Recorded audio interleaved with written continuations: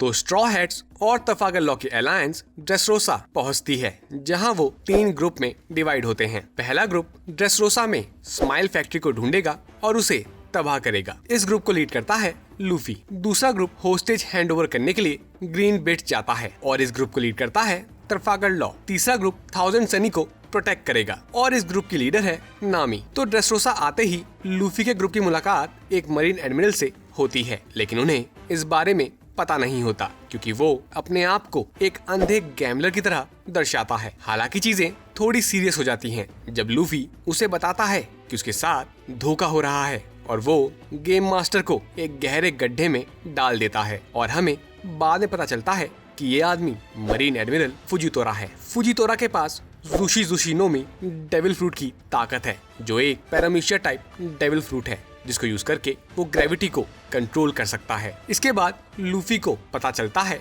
कि कोरिडो कोलोसियम में एक टूर्नामेंट चल रहा है जिसका प्राइज मेरा नोमी है, जो लूफी के भाई एस का डेविल फ्रूट था। तो लूफी डोफी के जाल में फंस जाता है और टूर्नामेंट में लूसी के नाम से एंटर करता है और लूसी इस टूर्नामेंट में बहुत सारे न्यू कैरेक्टर से मिलेगा जो इस आर्क में इम्पोर्टेंट रोल निभाएंगे। उनमें से कुछ जो बेहद इम्पोर्टेंट हैं उनके बारे में मैं बताना चाहता हूँ। पहला है कैवेंडिश, जो वर्स्ट जनरेशन के मेंबर से सख्त नफरत करता है और उनको मारना चाहता है, जिसमें लूफी भी शामिल है। दूसरा है बार्थोलोमियो, जो कैवेंडिश का पोलर अपोजिट है क्योंकि वो लूफी और स्ट्रॉ हैट का सबसे बड़ा फैन है। हमें एक और कैरेक्टर से इंट्रोड्यूस करवाया जाता है जो इतना इम्पोर्टेंट नहीं है आने वाले आर्क के लिए, लेकिन हमको पता चलता है कि वो ड्रेसरोसा का former king Riku Doldo the third है और 10 साल पहले डोफी ने उससे उसका राज्य छीन लिया था। डोफी ने अपने स्ट्रिंग डेविल फ्रूट की ताकत से किंग रिकू के हाथों उनकी ही जनता को मारने पर मजबूर किया,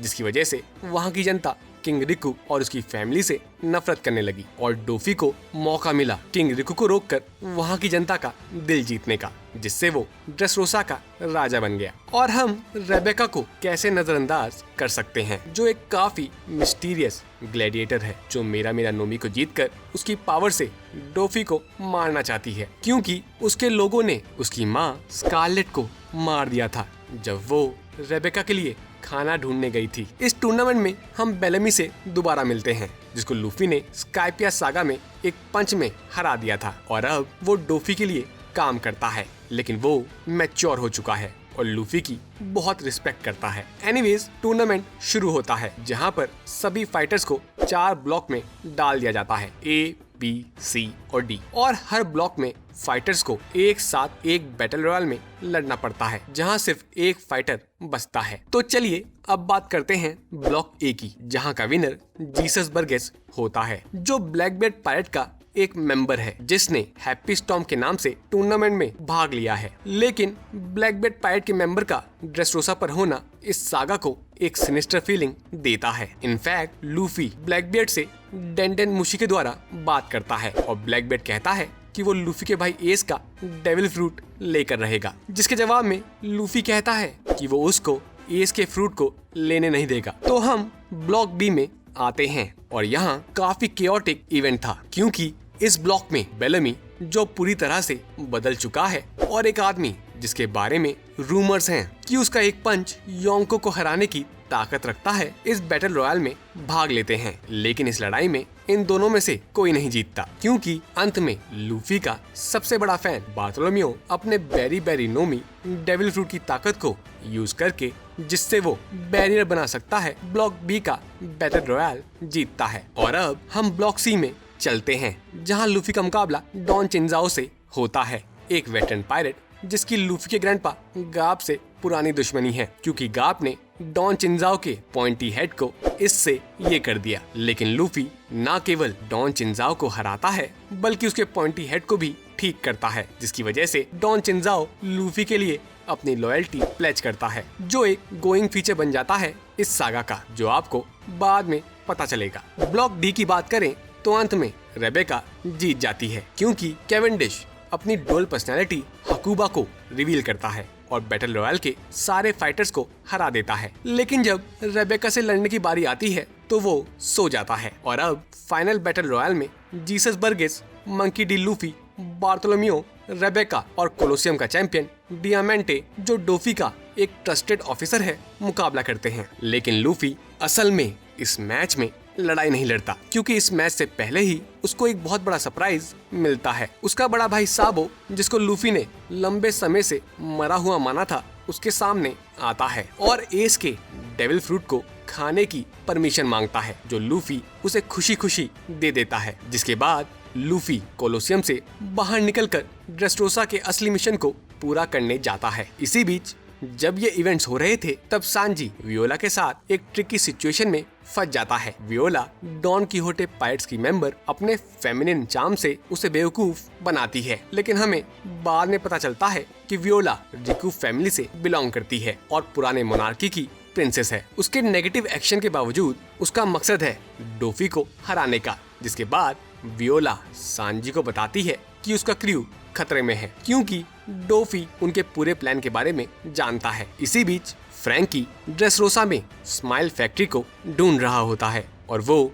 एक टॉय सोल्जर दोस्त बनाता है, जो फ्रैंकी को ड्रेसरोसा की काली सच्चाई बताता है। वो बताता है कि डोफी की टीम में एक मेंबर, जिसका नाम शुगर है, वो अपने डेविल फ्रूट होबी नोमी से किसी भी लिविंग थिंग को टॉय में बदल सकती है, और जो भी इंसान टॉय में बदलता है उसके बारे में वहाँ के लोग भूल जाते हैं और वो टॉयज शुगर के गुलाम बन जाते हैं। ये टॉय सोल्जर भी शुगर की पावर का शिकार हुआ था, और जब वो इंसान था उसका नाम कीरोस था, जो कोलोसियम का अनडिफिटेबल चैंपियन था और रिकू रॉयल आर्मी का कमांडर था। एंड मोस्ट इम्पोर्टेंटली वो रेबेका का पिता है। इसी बीच सनी प्रोटेक्शन टीम पर डॉन कीहोटे पायरेट की मेंबर जोरा हमला करती है और उनको अपने डेविल फ्रूट एटो नोमी की ताकत से पेंटिंग में बदल देती है, लेकिन उसको ब्रोक अपनी क्विक थिंकिंग से हरा देता है। सीजर हैंडओवर टीम की सिचुएशन भी ठीक नहीं थी, क्योंकि ग्रीन बिट पर ऊसॉप और रॉबिन को टॉन टाटा ट्राइब के लोग पकड़ लेते हैं, जो बहुत भोले ड्वार्फ्स होते हैं और हर एक बात को सच मान लेते हैं। टॉन टाटा ट्राइब के लोग भी ड्रेसरोसा के आसपास के सभी फैक्शन की तरह डोफी को हराना चाहते हैं, क्योंकि डोफी ने उनके ट्राइब के कई लोगों को गुलाम बना रखा है ताकि वो आर्टिफिशियल डेविल फ्रूट स्माइल को प्रोड्यूस कर सके, क्योंकि इन ड्वार्फ्स के पास किसी भी तरह के प्लांट को उगाने की एबिलिटीज हैं। एनीवेज, टॉन टाटा ट्राइब के हाथों पकड़े जाने के बाद ऊसॉप वही करता है जिसमें वो बेस्ट है, जो कि है झूठ बोलना, और वो एक स्टोरी बनाता है कि वो एक लेजेंडरी हीरो है और वो नॉलन का डिसेंडेंट है, जिसके बारे में हमने स्काइपिया सागा में जाना था। और हमें पता चलता है कि टॉन टाटा ट्राइब के लिए नॉलन एक लेजेंडरी हीरो है, क्योंकि उसने उन्हें कुछ बुरे लोगों से बचाया था, और वो ऊसॉप को ऊसोलैंड बुलाते हैं। टॉन टाटा ट्राइब ऊसॉप को अपना लीडर बनाते हैं ताकि वो उनके मिशन को लीड कर सके, और जहाँ तक हमें ऊसॉप के बारे में पता है वो इस मिशन को संभाल तो लेगा ना। तो अब टॉन टाटा ट्राइब के साथ ऊसॉप, रॉबिन, फ्रैंकी और टॉय सोल्जर भी जुड़ते हैं, जो प्लान बनाते हैं शुगर को हराने का। खैर, लॉ भी अपने आप को 2 वर्सेस 1 सिचुएशन में पाता है, जहां उसे न केवल डोफी बल्कि मरीन एडमिरल फुजितोरा का सामना करना पड़ता है, जिसकी लॉ को उम्मीद नहीं थी, क्योंकि उसकी सीजर क्लाउन को हैंडओवर करने की शर्त ये थी कि डोफी शिचिबुका की पोजीशन से रिजाइन करेगा, जिससे उसके वर्ल्ड गवर्नमेंट के साथ सारे रिश्ते टूट जाएंगे। अनफॉर्चुनेटली लॉ के साथ धोखा होता है और डोफी वर्ल्ड गवर्नमेंट पर अपने मिस्टीरियस लेवरेज को यूज करके वर्ल्ड गवर्नमेंट से अपने रेजिग्नेशन की खबर को छपवाता है और बाद में उसको रिवोक करवा देता है। लेकिन ड्रेसरोसा के लोगों को CP0 ने इस चीज के बारे में पहले ही बता दिया था और इसीलिए वहाँ के लोग इतने शांत थे। CP0 की बात की जाए तो ये साइफरपोल एजेंट में सबसे अपर लेवल होता है और ये डायरेक्टली वर्ल्ड गवर्नमेंट को सर्व करते हैं। और फुजितोरा के केस में बात करें तो उसे स्पेशली लॉ और लूफी के साथ डील करने के लिए भेजा गया है, लेकिन लॉ एक लास्ट डिच एफर्ट में ये इंश्योर करता है कि डोफी सीजर को वापस न ले सके और लॉ सीजर को 1000 सनी पर सांजी के साथ भेज देता है, जो ब्रीफली डोफी के साथ लड़ता है और हार जाता है। और इस मुश्किल हालात में ये फैसला लिया जाता है कि सनी प्रोटेक्शन टीम, जिसमें अब सांजी भी शामिल है, तुरंत अगले आइलैंड जो के लिए निकलेंगे। लेकिन ये कहना बहुत आसान था और करना मुश्किल, क्योंकि उसी वक्त बिग मॉम पायरेट की शिप क्वीन मामा शांटे उनके पीछे आ गई है, जो न केवल स्ट्रॉ हैट के प्रति होस्टाइल है बल्कि सीजर क्लाउन को पकड़ने में भी इंटरेस्टेड है। बिग मॉम की पायरेट शिप का सामना करते हुए सांजी डेंडेन मुशी के द्वारा लूफी से हमला करने की परमिशन मांगता है, जो लूफी उसको दे देता है क्योंकि वो पहले ही फिशमैन आइलैंड में बिग मॉम के खिलाफ जंग का ऐलान कर चुका है। और अब ड्रेसरोसा पर बाकी बचा ग्रुप, जिसमें लूफी, जोरो, फ्रैंकी, रॉबिन, उसॉप, लॉ और किनेमॉन बचे हैं, जो फैसला करते हैं कि वो ड्रेसरोसा पर रहेंगे ताकि वो स्माइल फैक्ट्री को तबाह करने के मिशन को पूरा कर सके एंड मोस्ट इम्पोर्टेंटली डोफी को हरा सके। लेकिन एक बार फिर ये कहना आसान है और करना मुश्किल जब जोरो और किनेमॉन का सामना डोफी और फुजितोरा से होता है, जिसमें फुजितोरा अपने ग्रेविटी पावर से जोरो को ब्रीफली ओवरवेल्म कर देता है। वहीं डोफी और फुजितोरा एक ग्रेवली वुंडेड लॉ के साथ कंट्री पैलेस की तरफ जाते हैं। पैलेस पर पहुंचने के बाद फुजितोरा ये क्लियर करता है कि वो डोफी की मदद बस इसलिए कर रहा है क्योंकि उसको ऑर्डर मिले हैं और उसका असली मकसद है वर्ल्ड गवर्नमेंट के द्वारा बनाए गए शिचिबुकाई के सिस्टम को तबाह करना। जिसके बाद फुजितोरा और डोफी के बीच एक क्लैश होता है जो इससे आगे नहीं बढ़ता। खैर, back to a group of protagonist, जिसमें लूफी, जोरो और किनेमॉन पैलेस की तरफ जाते हैं डोफी को हराने के लिए। इसी बीच फ्रैंकी डॉन किहोटे पायरेट्स को डिस्ट्रैक्ट करता है ताकि उसॉप, रॉबिन और